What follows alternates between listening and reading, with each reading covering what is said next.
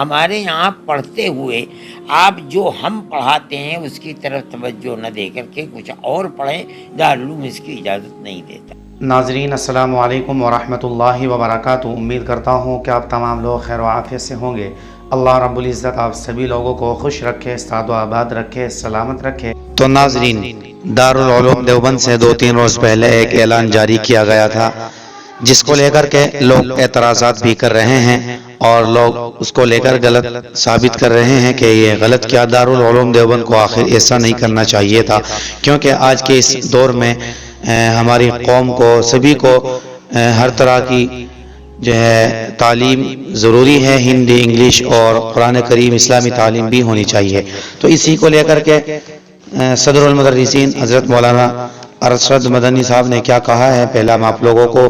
وہ اعلان بتا دیتا ہوں جس کو لے کر کے یہ ساری باتیں سامنے آ رہی ہیں۔ طلبہ عزیز کو مطلع کیا جاتا ہے کہ دارالعلوم دیوبند میں زیر تعلیم رہتے ہوئے دیگر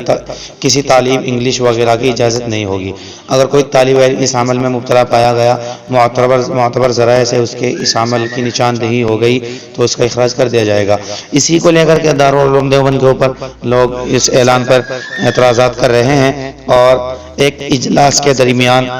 صدر المدرسین حضرت مولانا ارشد مدنی صاحب نے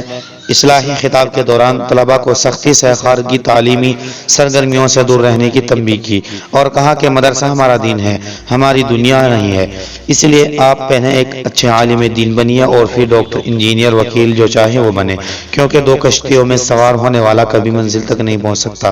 مدنی صاحب نے یہ بھی کہا کہ تعلیم حاصل کر کے اپنی زندگی کو روشن کرے۔ طلباء کو نصیحت کی کہ جس مقصد کے تحت دارالعلوم دیوبند جیسے عظیم ادارہ میں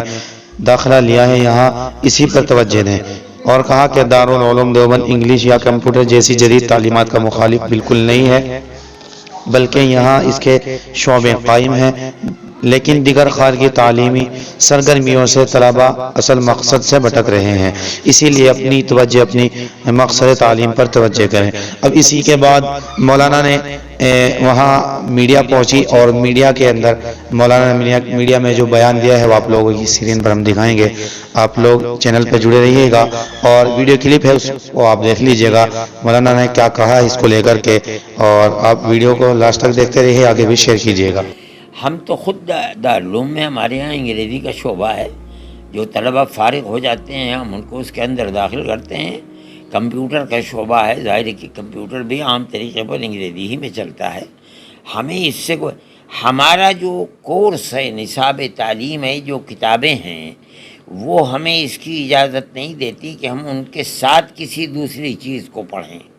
اس لیے کہ ہم 6 گھنٹے پڑھاتے ہیں۔ جو ہم نے پڑھایا ہے اگر اس کو طالب علم مغرب کے بعد یا اور عشاء کے بعد نہیں دیکھے گا